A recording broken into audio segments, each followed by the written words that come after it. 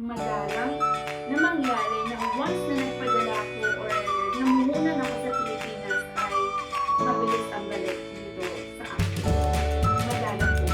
At pahirapan po talaga yan. Parang ang daming bayarin, ang daming bills, ang daming pwedeng paggamitan. So, relate po ba kayo dyan? Hello everyone! Nini here! Kamusta na po ang lahat? Kamusta na po? So, ayun guys, maraming salamat at nakabalik na muli tayo dito. At today nga po guys, gusto ko mag-share sa inyo ng isang napakagandang topic about sa gold. Hilig dyan sa gold. Nag-iisip din na kailangan ba natin magbenta ng gold. So, sa video na ito guys, gusto ko po i-share sa inyo.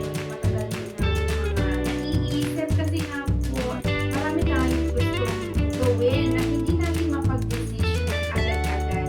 So, at the end of this video guys, ay makikita na nga po yung project natin, yung kung anong mga gold ang nawala na sa atin. Oh my goodness! So, ayan. So, stay tuned. Siguro sa video na ito, marami ang medyo makaka-relate kasi nga po guys, sa panahon ngayon, parang ang hirap-hirap bumili ng gold.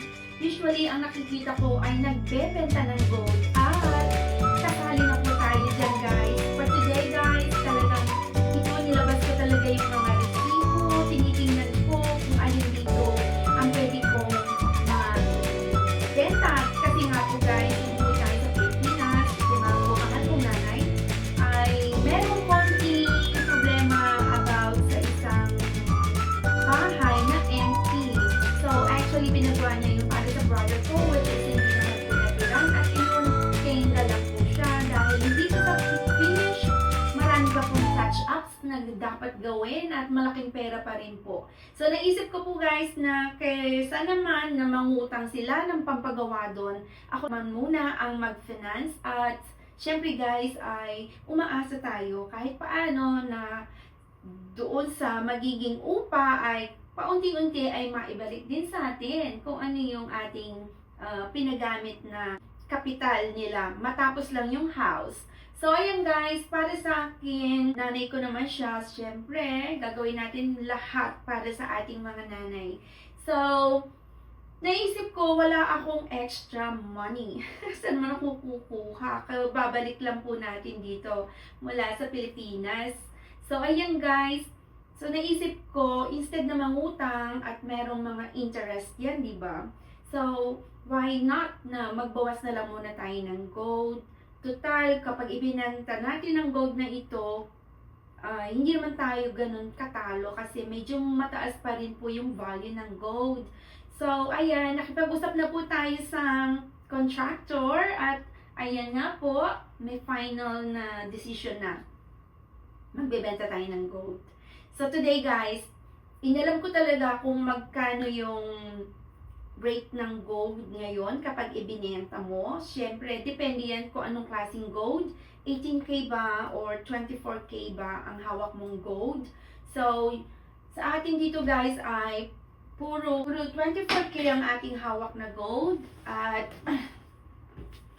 yung iba nga po dito guys ay halos meron na po tayong naalis.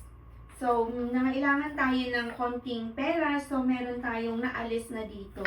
So, ito na lang po yung natira at feeling ko naman po guys, kung itong bar ang gagamitin ko, malamang ay maresolbahan na natin yung problema. Kasi, dun sa value at doon sa hinihingi ng contractor matapos lang po yung house, ay ganung halaga. So, napakarami nga po guys na dapat ayusin. So, nung una, ang napansin ko lang, kailangan lang siya ng yung plastering ba tawag doon, yung pakinisin lang po. And then, nakita ko wala din pa palang tiles, wala pa ring ceiling. Oh my goodness, ang kanilang bathroom, ang kanilang kitchen, halos wala din po mga tiles. So, sino naman ang titira kung gano'n naman po ang iyong pauupahang bahay, di ba po? So, naisip ko, malamang hindi kakasya. Ang kanilang kwenta ay sa ganung part lang. So, pinaulit ko po yung kwenta. Kailangan ibigay sa akin eksakto kung magkano yung dapat kong ilabas na pera. Kasi nga po guys, nadala na po talaga tayo sa mga nauna nating mga paggawa, sa mga units na napagawa na natin guys. Dalang-dala na po tayo at meron na tayong experience, bad experience about sa mga contractors. Kaya naman po, maingat na ako ngayon at talagang may kasulatan na po ngayon. At ganun din po guys, ipinakita na po sa akin yung list ng mga babayaran at gagawin. So, nagkaroon tayo ng konting lakas ng loob at ganoon din po guys yung parang confidence na okay, maybe hindi ito palpak this time. Mabalik or hindi, gagawa natin ng panaan dahil mahal na nanay natin na yung involved dito, di ba po? So ngayon, naghanap po talaga ako ng pwedeng ialis at talagang napupusuan ko ay ialis na lamang po itong bar na to. And then pag-upunan na lang ulit mula din sa mga ibabalik nilang rent. Hopefully, okay? Fingers crossed talaga naman po guys kasi minsan madalang na mangyari na once na nagpadala ko or namuhunan ako sa Pilipinas ay mabilis ang balik nito sa akin. Madalang po guys. At pahirapan po talaga yan. Parang ang daming bayarin, ang daming bills, ang daming pwedeng paggamitan ng pera. Kaya minsan, parang ang hirap-hirap na ulit ibalik kung ano man yung naipadala sa Pilipinas. So, relate po ba kayo dyan? So, sa mga previous vlogs ko guys, may mga tips po ako lagi na ibigay sa inyo na kapag bumili kayo ng gold, ingatan nyo yung mga resibo. At kung makikita nyo guys, dito sa akin, nag-box po talaga ako para sa mga resibo.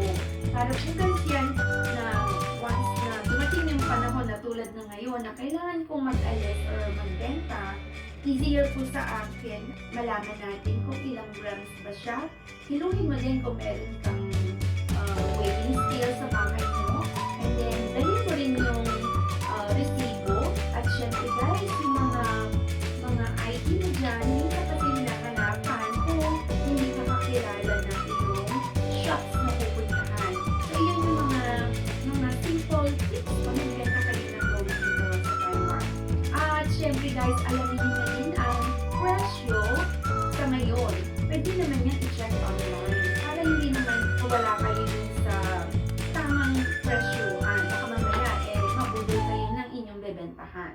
At least kahit paano pag meron kayong knowledge na today ang bentahan is ganito, pwede nyo po siyang i-compare. So dito guys, hahanapin ko pa nga po pala itong ating resibo dito at medyo madami, puro resibo na lang. Sorry, ganun. Lagi ko nga po sinasabi sa inyo sa mga vlogs ko na ang gold ay napakagandang investment nga po guys. Pero kung ang gold mo ay nakatago lang sa box, hindi natin masasabing nagbibigay talaga sa iyo ito ng monthly income, di ba po? So minsan, pag nag-iisip tayo ng pwedeng magbigay sa atin ng monthly income, yung passive income, naiisip natin na sa paupahan na lang tayo mag-invest, something like that. Pero alam nyo ba, yung mga ganitong paupahan or for rent ay hindi din po 100% na passive income. Nandiyan ang mga repairs, taxes, at ganun din po guys, yung maintenance talaga naman po. Kada patak ng ulan, sigurado na yan na merong isa, dalawang problema sa mga units nyo. At ganoon din po guys, napakahirap po na mag-manage ng mga tenants. So minsan, lalayasan ka na lang na may naiwang mga bills.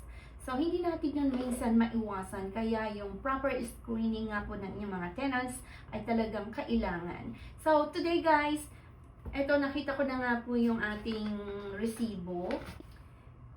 So, nung binili ko po nga to before ay nasa $90,000 NT, 90 plus thousand. Hindi ko na po ma-remember pero hindi po siya umabot ng 100,000 NT dollars.